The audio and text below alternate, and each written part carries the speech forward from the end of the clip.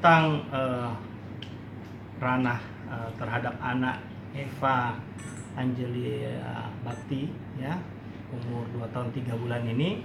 Saat ini kita proses perawatan di Rumah Sakit Bayangkara dengan 2 tujuan. Yang pertama pemulihan fisik, dan yang kedua adalah pemulihan psikis. Pemulihan fisik itu berkenaan karena yang bersangkutan ini kan, atau anak Eva ini didapatkan sudah bersama dengan ibunya sejak ibunya itu meninggal dunia dan sampai terjadi proses pembusukan.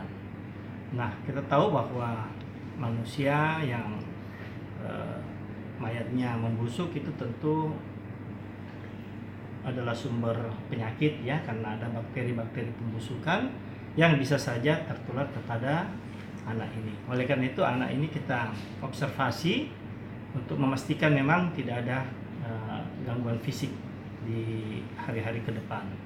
Hari ini memang belum kelihatan baik secara fisik maupun psikis. Tadi saya sudah tanya atau kita sudah observasi bersama-sama dengan dokter psikiatri, dokter Ham, itu melihat memang gangguan fisik dan psikis tidak terlalu nyata, ya. Tetapi kan kalau penyakit itu ada namanya masa inkubasi. Masa inkubasi itu masa di mana kuman masuk sampai manifest menjadi gejala klinik. Ini sampai saat ini alhamdulillah tidak ada. Makanya kita observasi.